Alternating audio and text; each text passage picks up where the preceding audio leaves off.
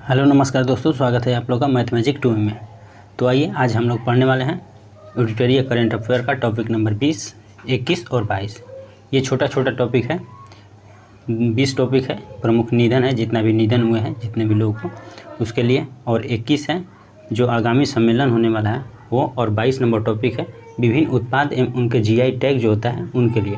तो ये तीनों चैप्टर आपके लिए बहुत ही ज़्यादा महत्वपूर्ण है, यानी कि उपयोगी साबित होगा, क्योंकि ये 3 छोटा छोटा टॉपिक है, लेकिन इससे हर परीक्षा में आप लोगों को क्वेश्चन एक बनने वाला है। ठीक, तो चलिए ज़्यादा देर ना करते हुए अपने टॉपिक की ओर चलते हैं। एक चीज़ और कहना चाहेंगे कि जो भी लोग नए हैं तो इस चैनल को सब्सक्राइब कर लें, अगर जो भी पुराना है तो इस वीडियो को ज़्यादा से ज़्यादा शेयर करें ताकि और लोग या और अन्य लोग इस चैनल के साथ अगर जुड़ सके। ठीक है, तो चलिए ज़्यादा देर ना करते हुए अपने टॉपिक की ओर चलते हैं।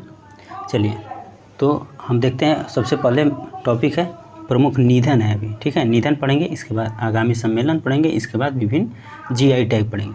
तो निधन हम लोग देख लेते हैं कि कौन कौन से निधन हुए हैं।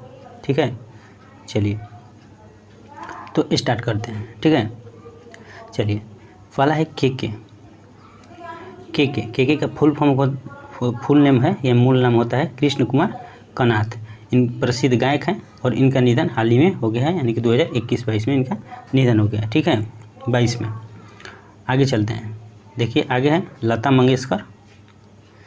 लता मंगेशकर को आप लोग तो अच्छी तरह से जानते होंगे, भारत की पार्श्व गायिका हैं और स्वर कोकिला के रूप से प्रसिद्ध हैं, या स्वर कोकिला के रूप में इनको जाना जाता है। ठीक है, जन्म इनका 28 सितंबर 1929 इंदौर में हुआ है और इनकी जो मृत्यु हुआ है 6 फरवरी 2022 को हुआ है। ठीक है, इससे रिलेटेड और चीज़ों को देख लेते हैं कि इनके द्वारा और सब चीज़ें और सब कृति कौन कौन सी हासिल किए गए हैं उसको देख लेते हैं। तो इनका जन्म, इनका मृत्यु देख लिए, और इनका देखिए अब पुरस्कार सबसे इम्पोर्टेंट यहाँ से क्वेश्चन बनने वाला है।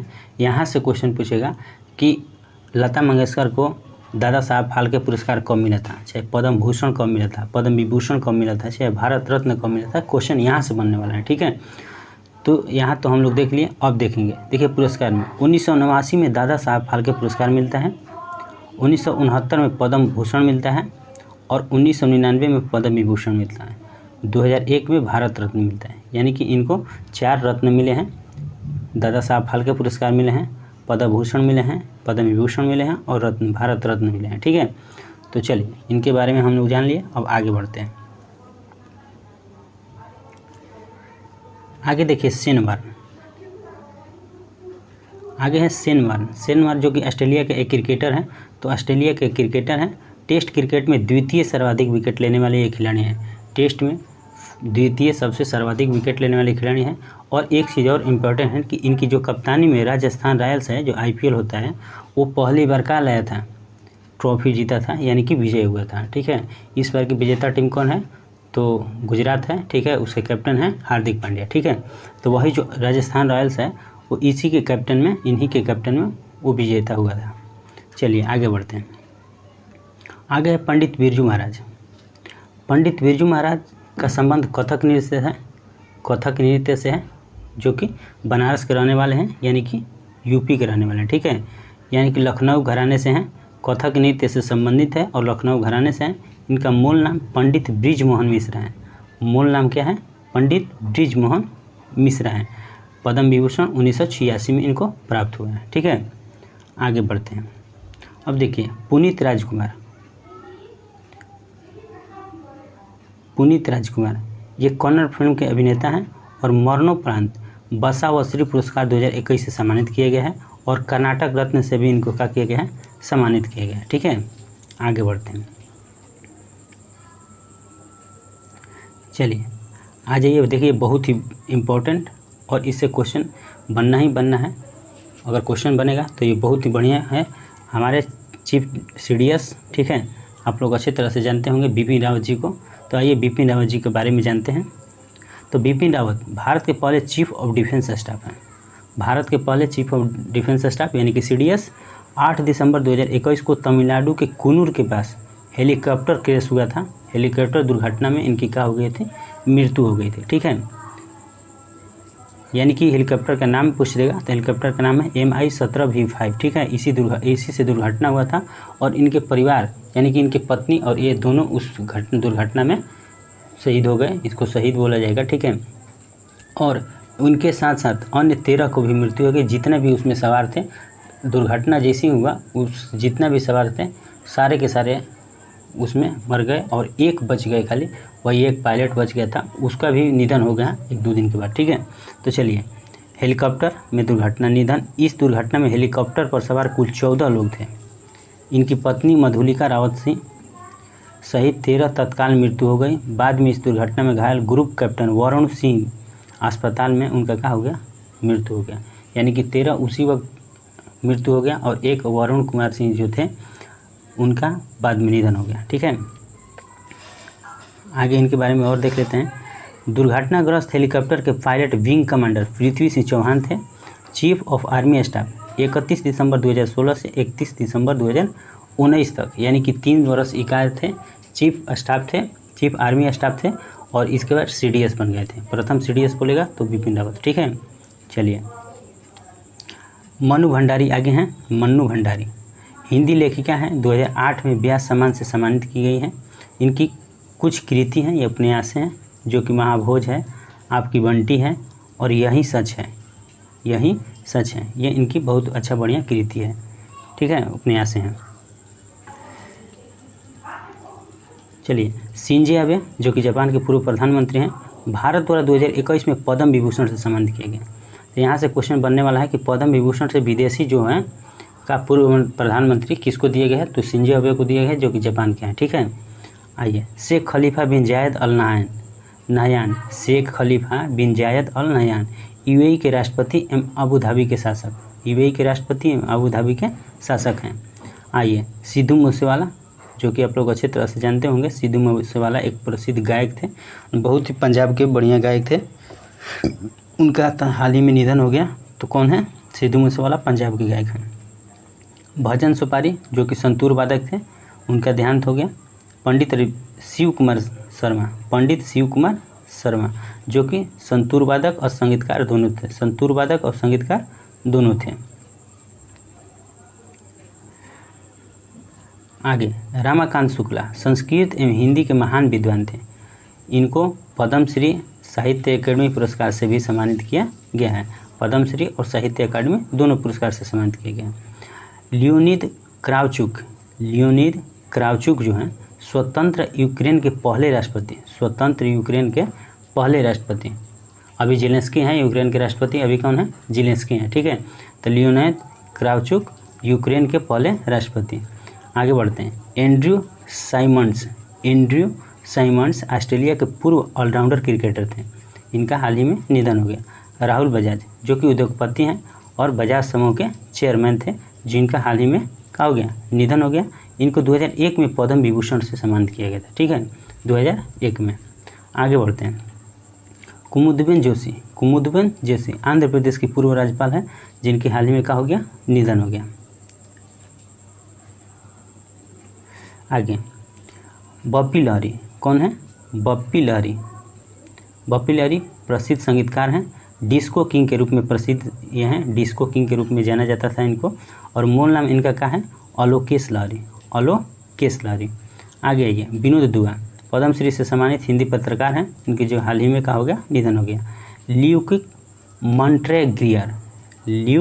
मॉन्ट्रेग्रियर HIV के 100 खोजकर्ता, HIV के क्या थे, 100 खोजकर्ता, इनको नोबेल पुरस्कार से भी सम्मानित किया गया था, ठीक है। उनका क्या हो गया, हाल ही में निधन हो गया। आगे बढ़ते हैं। हेमानंद बिस्वाल, हेमानंद कहाँ है, बिस्वाल, उड़ीसा के पहले आदिवासी मुख्यमंत्री।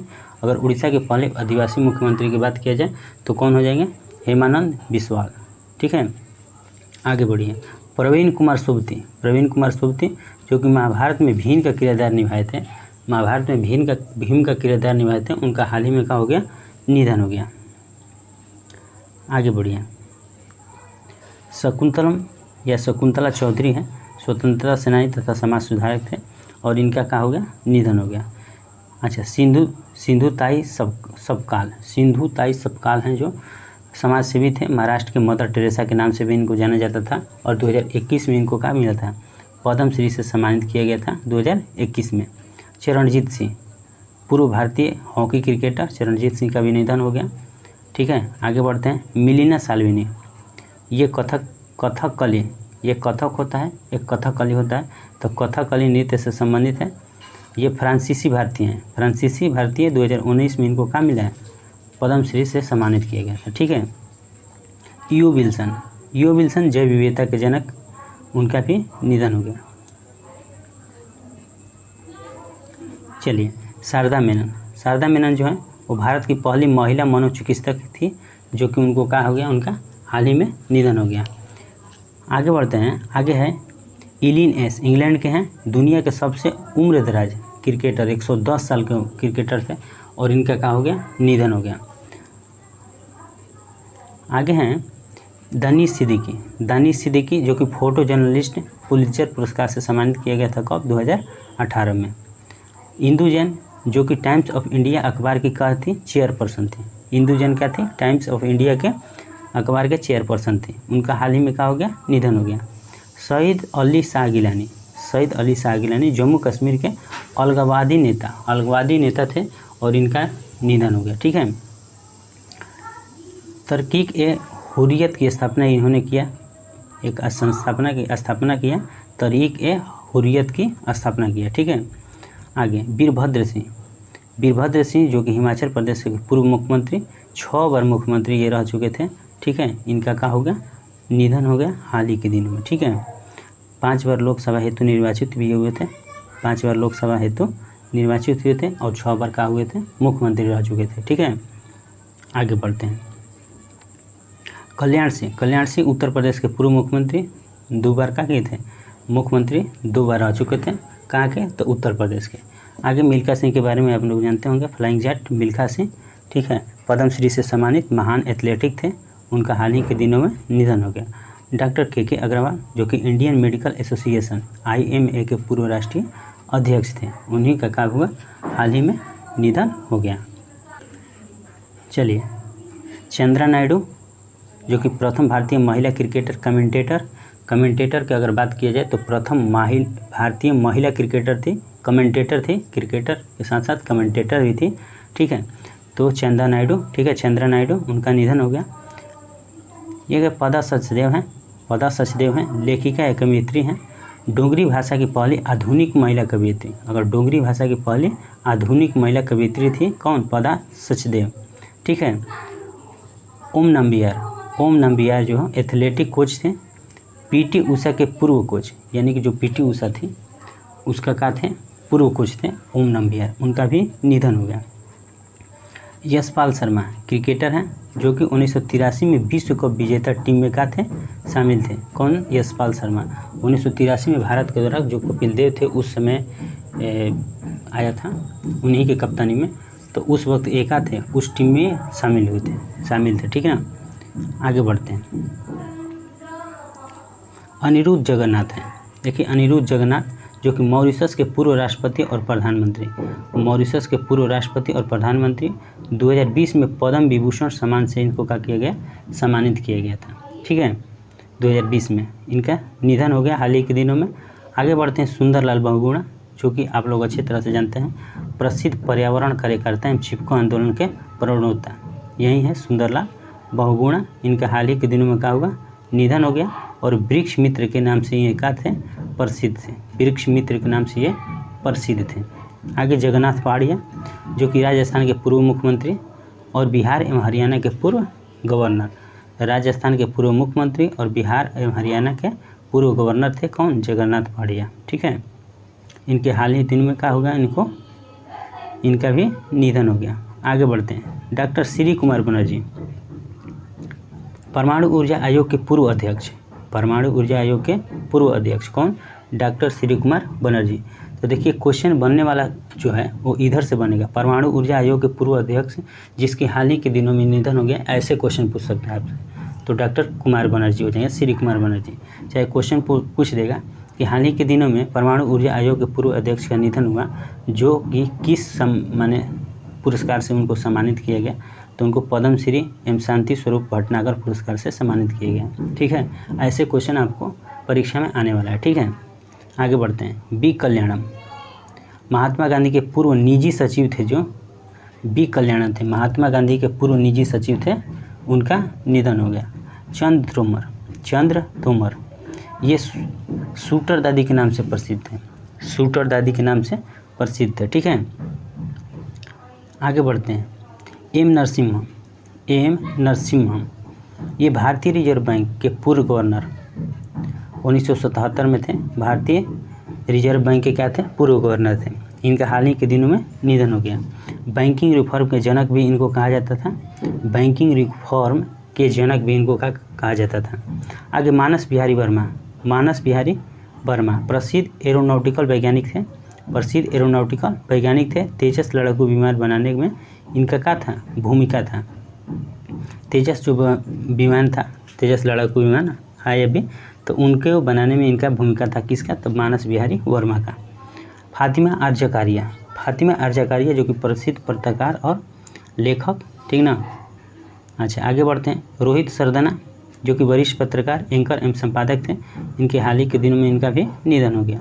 बुट्टा सिंह जो कि पूर्व केंद्रीय गृह मंत्री एवं बिहार के पूर्व राज्यपाल थे 2004 से लेकर 6 तक, बुट्टा सिंह। ठीक है, 8 बार संसद रह चुके हैं अपने समय में। कितने बार? 8 बार संसद रह चुके थे, ठीक ना।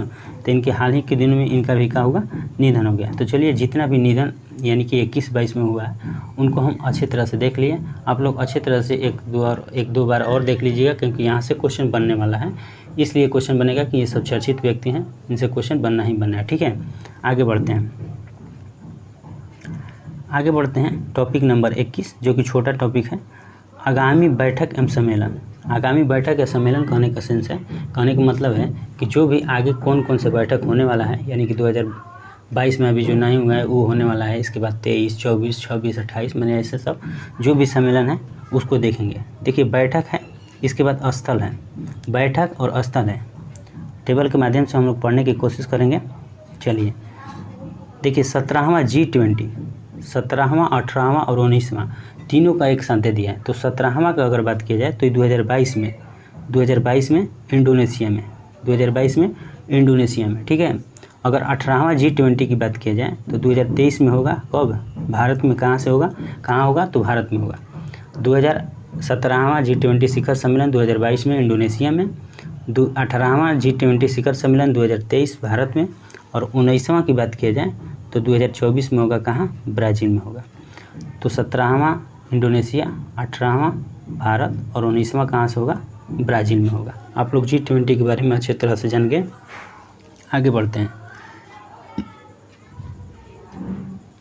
देखिए, आगे है COP27 यानी कि संयुक्त राष्ट्र जलवायु परिवर्तन सम्मेलन 2022। ये जलवायु परिवर्तन से है।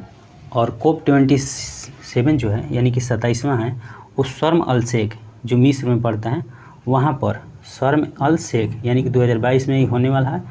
ये कब? शर्म अल शेख मिस्र में, ठीक, मिस्र में होगा, ठीक है। और 2023 में देखिए, 2023 28वां होगा। और अरब अमीरात यानी कि UAE में होगा। UAE संयुक्त अरब अमीरात जो उसका होता है। तो देखिए, COP 27 की बात किया जाए तो मिस्र में, और COP 28 की बात किया जाए तो ये कहाँ से? UAE में होगा, ठीक है। आगे ये 22वां एशियो शिखर सम्मेलन। अगर एशियो शिखर सम्मेलन की बात की जाए 2022 में उज्बेकिस्तान में। कहाँ? उज्बेकिस्तान में। अब आगे बढ़िए, 49वां G7, 50वां G7, 49वां 48 तक हो गया है, और 49वां होने वाला है कब? 2023 में। और 50वां कब होगा? 2024 में। तो 49वां कब होगा? 2023 में होगा, और 50वां 2024 में। 49वां होगा जापान में, और 50वां होगा इटली में। हम लोग G20 पढ़े हैं, तो G20 कहाँ से पढ़े हैं?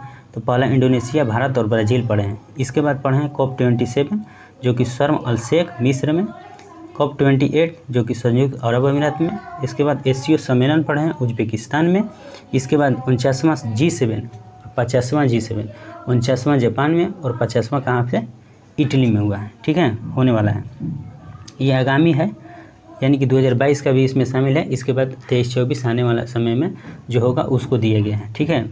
आगे बढ़ते हैं। अब आगे देखते हैं। देखिए, 40वां एवं 41वां आसियान शिखर सम्मेलन, 40वां एवं 41वां आसियान शिखर सम्मेलन कंबोडिया में कहाँ सर? कंबोडिया में आयोजित होगा। 41वां और 40वां और 41वां कंबोडिया में, और 42 और 43, देखिए 40 41 कंबोडिया और 42 43 कहाँ में, इंडोनेशिया में, 42 43 इंडोनेशिया में, ठीक है। इंडोनेशिया में एक चीज और हम पढ़े हैं, कौन, G20 शिखर सम्मेलन, ठीक है। चलिए आगे बढ़ते हैं। देखिए 32वां नाटो शिखर सम्मेलन 2022, 32वां नाटो शिखर सम्मेलन 2022 मैड्रिड स्पेन में प्रस्तावित होगा। और 33वां नाटो शिखर सम्मेलन 2023 में जो होगा वो लिथुआनिया में होगा, लिथुआनिया में होगा, कहाँ, लिथुआनिया में। आगे बढ़ते हैं। आगे है 19वां नाम शिखर सम्मेलन 2023, 19वां नाम शिखर सम्मेलन जो 2023 होने वाला है वो होगा युगांडा में। कहाँ पर होगा, युगांडा में। तो हम लोग अच्छे तरह से पूरे को देख लिए, आप लोग अच्छे तरह से टेबल के माध्यम से पूरे देख लिए, जितना भी आगामी होने वाला सम्मेलन है सबको देख लिया, ठीक है। हम एक बार फिर से दिखाते हैं, देख लिए आप लोग अच्छे तरह से, आप लोग अच्छे तरह से इसको याद कर लीजिए। हम बताने की कोशिश किए हैं, याद करवाने की कोशिश किए हैं कि आप लोग अच्छे तरह से याद कर लें, ठीक ना। अब आगे बढ़ते हैं टॉपिक नंबर 22 की ओर। चलिए टॉपिक नंबर 22 है कि वर्ष 2021-22 में विभिन्न उत्पादों को प्राप्त जीआई टैग। देखिए जीआई टैग प्रति 10 वर्षों तक माने उसका वैलिडिटी होता है।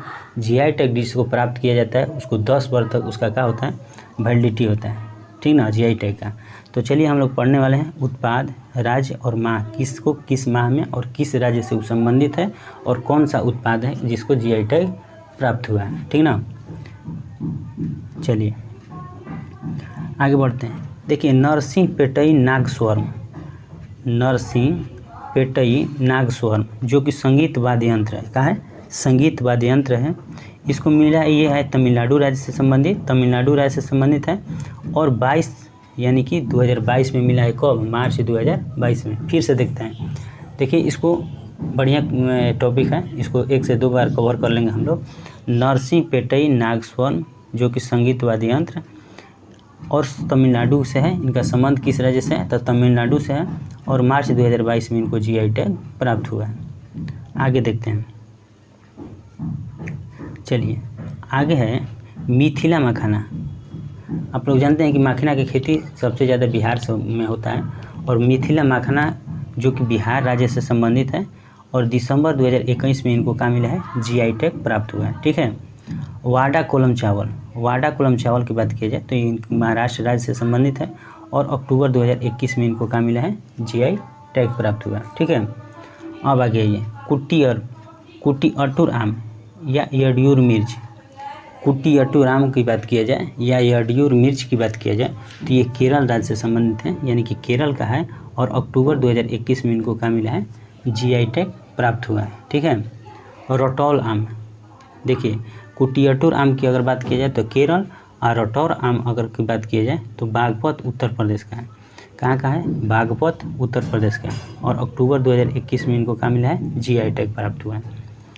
कन्याकुमारी कहने का सेंसस से नीचे एकदम चले गए सबसे लास्ट में, तो तमिलनाडु से है। कन्याकुमारी लौंग तमिलनाडु से है। और अक्टूबर 2021 में इनको जीआई टैग प्राप्त हुआ है। कर्पूर कलमरी पेंटिंग, कलमकारी पेंटिंग है। करूपुर कलमकारी पेंटिंग है जो कि तमिलनाडु राज्य से संबंधित है। और अक्टूबर 2021 में इनको जीआई टैग प्राप्त हुआ है। आगे कालाकुरुचि वुड कार्विंग जो कि तमिलनाडु राज्य से संबंधित है। और अक्टूबर 2021 में इनको जीआई टैग प्राप्त हुआ है, ठीक है। आप लोग अच्छे तरह से इनको देख लीजिए, 1 से 2 बार पढ़िए, तब चीज़ें आसानी से याद होगा। आगे देखिए सफ़ेद प्याज। अगर सफ़ेद प्याज की बात की जाए तो अलीबाग जो कि महाराष्ट्र में पड़ता है, यानी कि महाराष्ट्र राज्य से संबंधित है। तो सफ़ेद प्याज क्या कह देगा कि सफ़ेद प्याज जीआई टैग प्राप्त हुआ, किस राज्य से संबंधित है, तो महाराष्ट्र राज्य से संबंधित है। और अक्टूबर 2021 में इनको जीआई टैग प्राप्त हुआ। देखिए महोबा पान उत्तर प्रदेश का है, महोबा पान उत्तर प्रदेश। और अक्टूबर 2021 में इनको जीआई टैग प्राप्त हुआ है। देखिए सुजत मेहंदी है, कौन सी मेहंदी है, सुजत मेहंदी जो कि राजस्थान के हैं। और अक्टूबर 2021 में इनको जीआई टैग प्राप्त हुआ है। कौन सा मेहंदी, सुजत मेहंदी, कहाँ का, राजस्थान का। कुमाऊं का चूरा तेल ये उत्तराखंड का है। कुमाऊं का चूरा तेल उत्तराखंड सितंबर 2021 में इनको जीआई टैग प्राप्त हुआ। मुनस्यारी रजमा जो कि उत्तराखंड, और सितंबर 2021 में इनको जीआई टैग मिला है। यानी कि उत्तराखंड के देखिए लगातार हैं 6 जीआई टैग प्राप्त करने वाले, 6 वस्तुएं या 6 उत्पादों पर जीआई टैग प्राप्त करने वाले लगातार देखिए हैं। सबसे ज़्यादा उत्तराखंड के इस बार प्राप्त हुआ है 2021 में, ठीक ना। आगे बढ़ते हैं। भोटिया दन, जिसको कालीन है, कालीन कारपेट जिसको बोलते हैं, भोटिया दन कालीन है और उत्तराखंड राज्य से संबंधित है, और सितंबर 2021 में इनको क्या मिला है, जीआई टैग मिला है। देखिए एपन एक रंगोली है, जो रंगोली हम लोग बनाते हैं वो रंगोली है, और उत्तराखंड राज्य से संबंधित है एपन। तो क्वेश्चन आएगा कि एपन रंगोली किस राज्य से संबंधित है, तो उत्तराखंड राज्य से, और सितंबर 2021 में इनको क्या मिला है, जीआई टैग मिला है, ठीक है। आगे बढ़ते हैं, चलिए। रिंगल क्राफ्ट या शिल्प जिसको बोलते हैं, रिंगल क्राफ्ट या शिल्प है, उत्तराखंड राज्य से संबंधित है, और सितंबर 2021 में इनको जीआई टैग मिला है।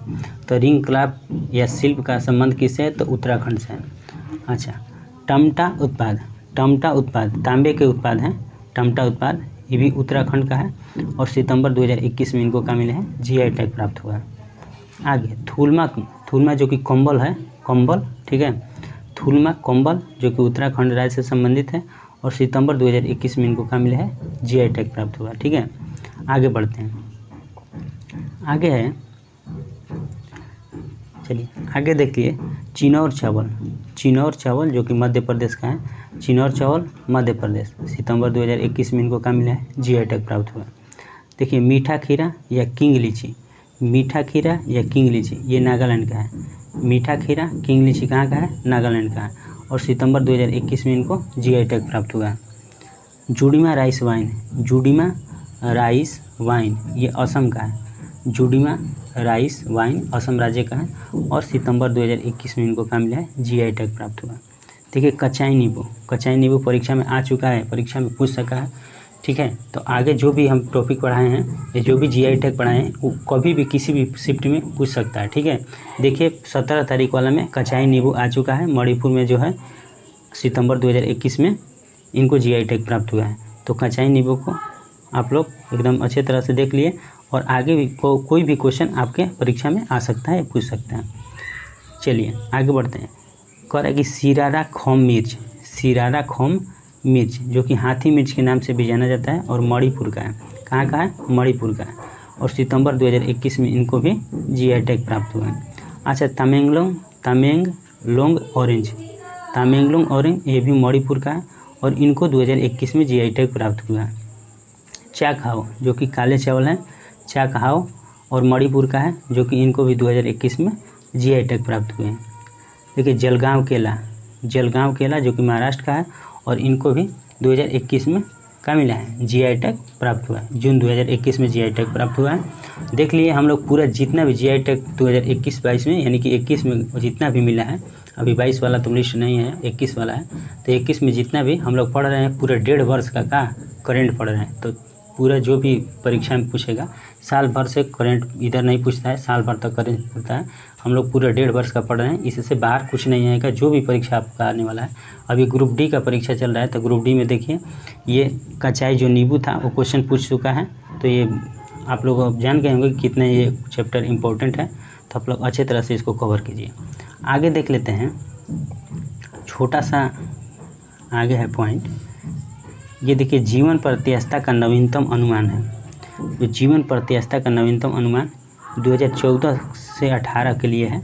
आर्थिक सर्वेक्षण 2020-21 के अनुसार, 2014 से 18 के लिए 2020-21 के अनुसार है, ठीक है।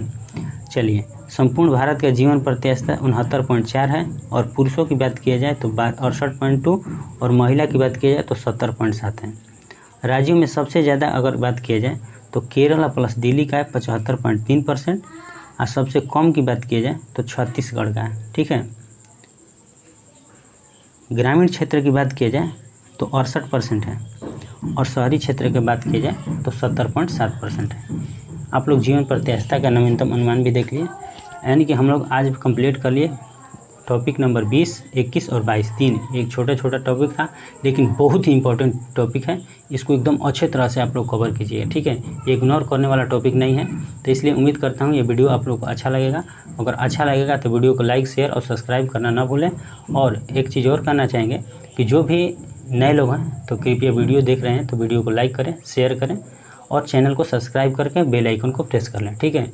और जो लोग पुराने लोग हैं वीडियो को चैनल को सब्सक्राइब कर लें तो वो वीडियो को ज़्यादा से ज़्यादा कोशिश करें शेयर करने के लिए, ठीक है, ताकि हम आपके लिए और ज़्यादा से ज़्यादा बेहतर से बेहतर कंटेंट प्रोवाइड कर सकें। मिलते हैं अगले वीडियो की ओर, तब तक के लिए धन्यवाद।